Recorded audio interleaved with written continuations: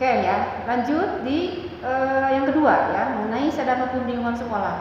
Disiplin belajar. Oke ya.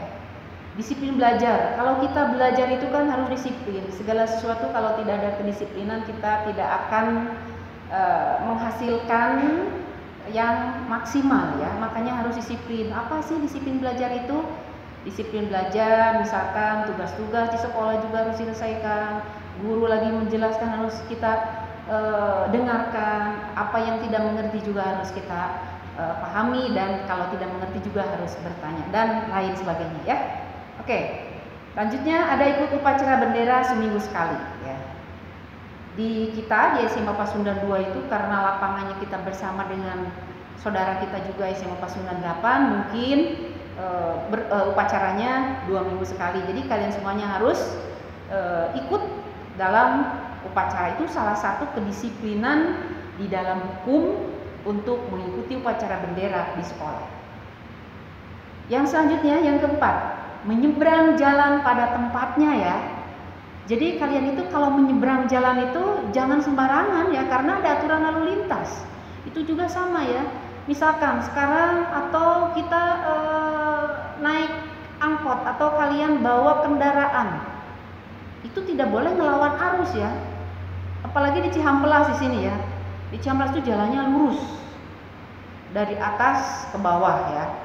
Kalau nyebrang itu terlihat kiri kanan ya. Kalau misalkan semoga saja di kita di sini di SMA Pasundan 2 biasanya kalau misalkan menyeberang itu ada pemandu atau ada kita punya ada security-nya ya di situ. Berarti harus ditunggu dulu, jangan lari kalau nyebrang itu, lihat kiri kanan di situ. Selanjutnya karena ini juga salah satu kesadaran hukum berlalu lintas ya, berarti salah satunya juga tidak boleh melawan arus ya anak-anak. Di sini misalkan ada juga tukang beca yang melawan arus, kalian kan seorang pelajar ya, tidak boleh melawan arus misalkan di sini, sesuai dengan aturan yang berlaku. Karena di situ akan mengganggu dan menimbulkan kecelakaan. Semoga saja kita semua diberikan untuk kesadaran di dalam berlalu lintas. Mungkin nanti ada bahasan selanjutnya ya untuk lalu lintasnya di sini. Jadi sadar hukum di dalam lalu lintas. Selanjutnya tidak membuat resah di masyarakat ya.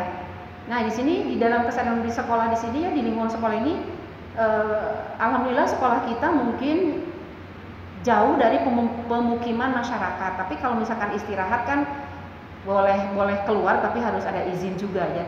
Ini untuk di sekolahnya. Tapi kalau di luar sekolah itu bukan tanggung jawab daripada sekolah, tanggung jawab daripada keluarga. Kami di sini di sekolah mungkin ya, kalian parkir di mana ya di sini. Nah itu juga tidak boleh membuat keresahan di masyarakat ya. Atau misalkan kalian bawa kendaraan juga ya, kendaraan knalpotnya dibunyikan sekencang-kencangnya ya di situ. Itu juga tidak boleh karena di situ membuat resah masyarakat yang tidak sesuai dengan kesadaran hukum itu sendiri. Oke ya. Selanjutnya,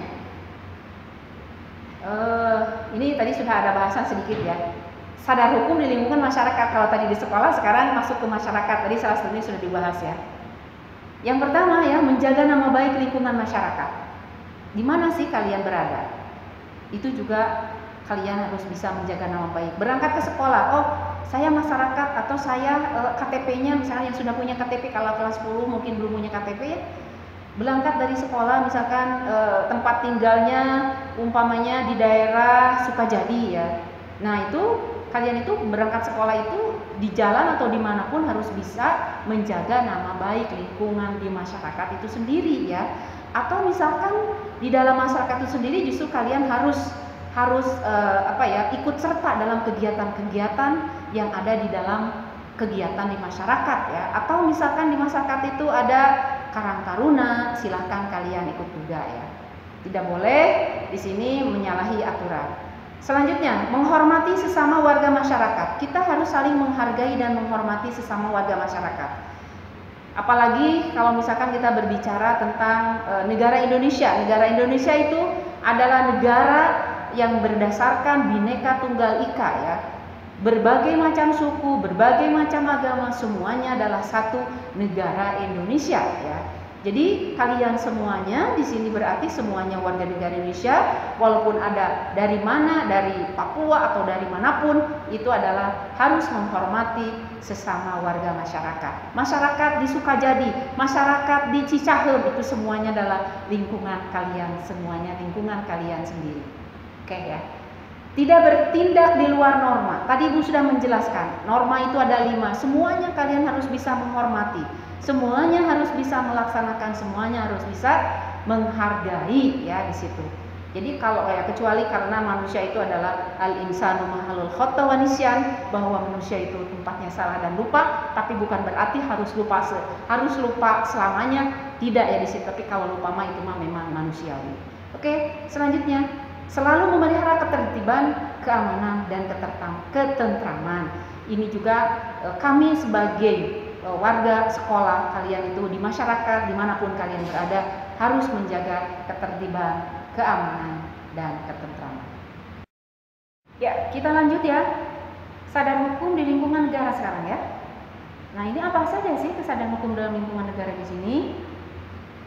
Pertama ya, kita harus menjaga nama baik bangsa dan negara dimanapun kita berada. Kita ada di Amerika, kita ada di Australia, kita ada di negara lain ya. Jadi kita harus bisa menjaga nama baik ya, menjaga nama baik bangsa negara. Dengan cara apa di sini?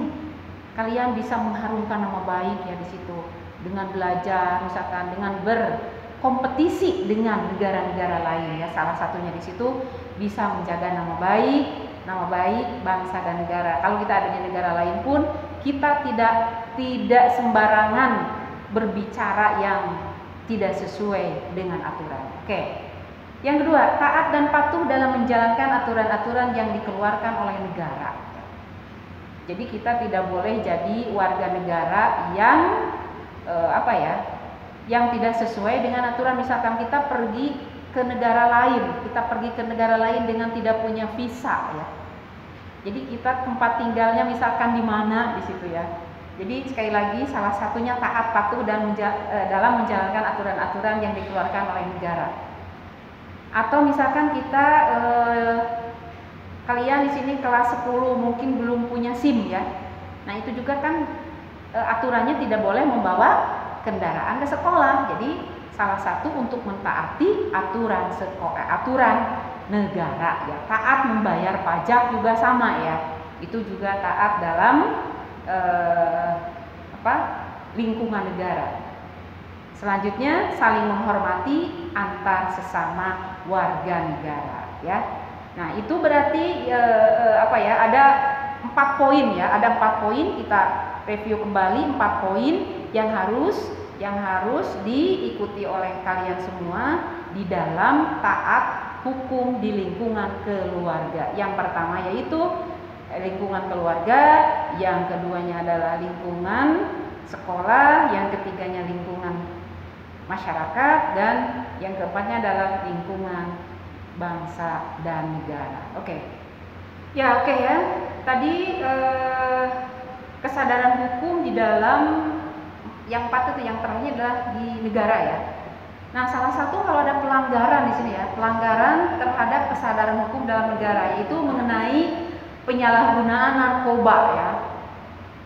Narkoba itu narkotika, dan psikotropika dan bahan adiktif lainnya ya.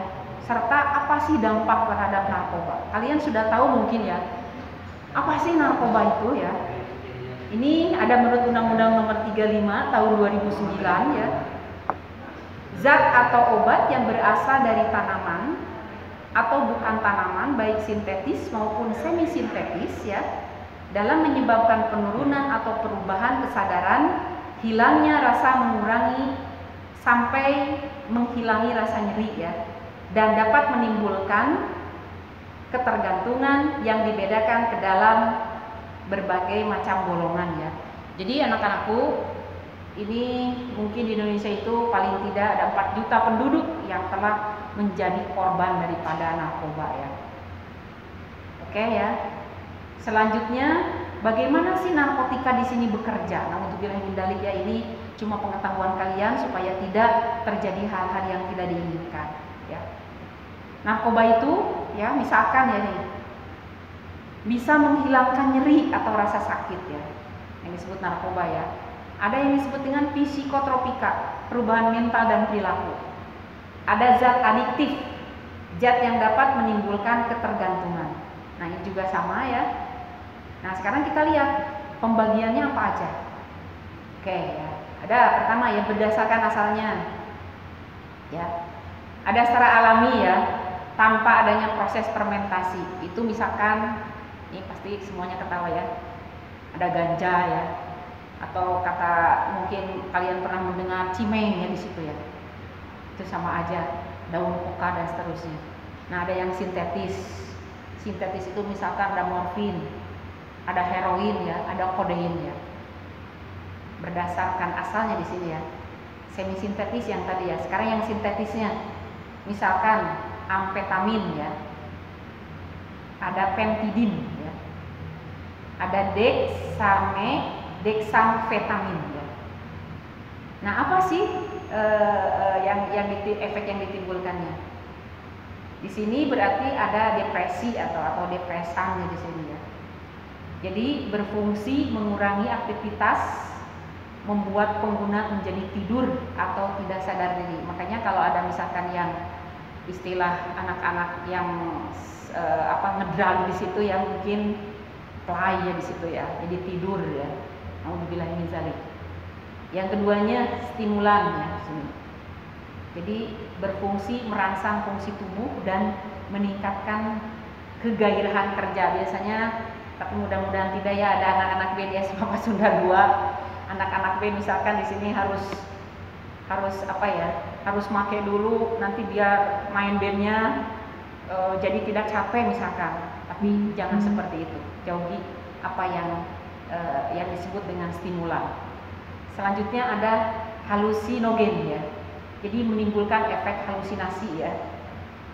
Bisa merubah pikiran juga, merubah perasaan juga ya. Itu yang dijelaskan barusan itu yaitu mengenai pembagian narkotika.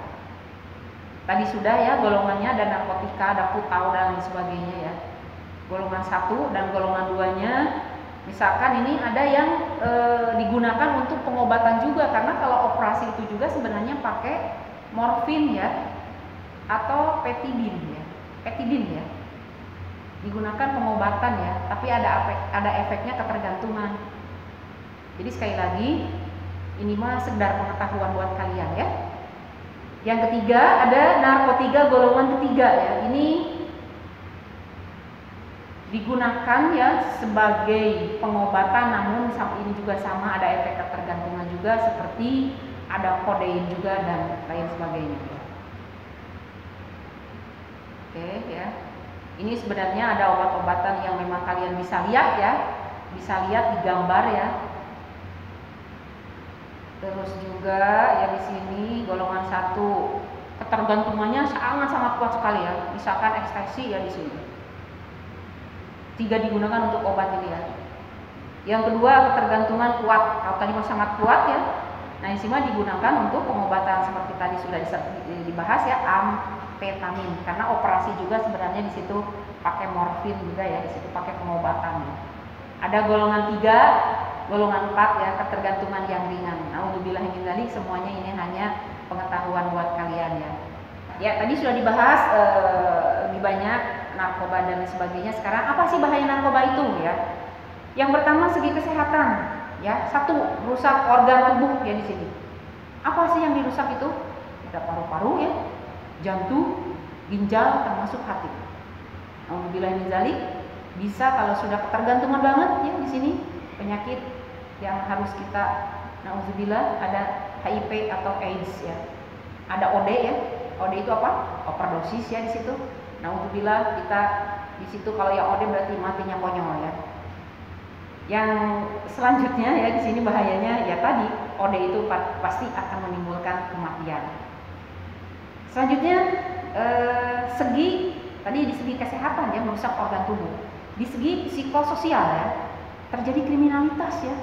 Karena kalau yang lagi nge-play gitu kan dia tidak ingat apa-apa ya. Nah, makanya terjadi kriminalitas ya di sini. Ada kecelakaan lain ya, kejahatan seksual, tindak kekerasan, penyalahgunaan keuangan, dikasih sama orang tua untuk SPP, dikemanakan ya, karena memang jaringan-jaringan otaknya di sini sudah berbeda ya di situ. Ada juga disharmonisasi keluarga. Jadi di kehidupan keluarga itu ya mungkin maunya kalau ada yang seperti ini, ya itulah terjadi keluarga itu tidak bisa harmonis ya. Jadi ini sekilas info, semoga apa yang disebut narkoba kalian hanya mengenal, melihat saja dan tahu apa bahayanya. Oke, sekarang hukumannya ya. Hukumannya apa sih? Ada kepemilikan ya. Ada produksi, ada yang membawa atau mengirim ya. Ada menawarkan juga, ada memberikan narkotika pada orang lain. Apa narkotika di sini untuk kepemilikannya? Narkotika yang pertama ya, golongan satunya. Penjara 10 tahun, denda 500 juta ya. Narkotika golongan 2-nya, penjara 7 tahun, denda 250 juta. Narkotika 3, penjara 5 tahun, denda 100 juta ya di sini. Nah, yang memproduksi, apalagi yang produksi ya di sini, karena di sini akan merusak semua generasi penerus, generasi muda bangsa ya, kita semuanya. Yang kedua, yang memproduksi, ada pidana mati ya, dendanya berapa? 1 miliar. Kalau narkotika golongan 1. Sekarang kalau narkotika golongan 2, penjara 15 tahun, berapa dendanya? 500 juta. Selanjutnya narkotika golongan 3, penjaranya berapa tahun? 7 tahun. Dendanya 200 juta. Dan seterusnya, sebenarnya ini masih banyak yang harus disampaikan ya. Jadi yang paling bawah adalah memberikan narkotika kepada orang lain, ada penjara 4 tahun golongan 1, ada penjara 2 tahun, ada penjara 1 tahun ya. Jadi memang yang dinamakan dengan narkotika berarti benar-benar harus kita jauhi.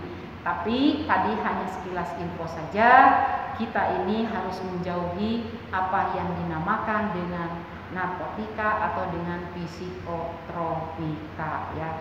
Jadi sekali lagi, jadi itu aja mungkin yang dapat Ibu sampaikan. Yang pertama tadi mengenai kesadaran hukum dalam kehidupan keluarga, kesadaran hukum dalam kehidupan berbangsa dan bernegara, kesadaran hukum dalam kehidupan di sekolah serta masyarakat.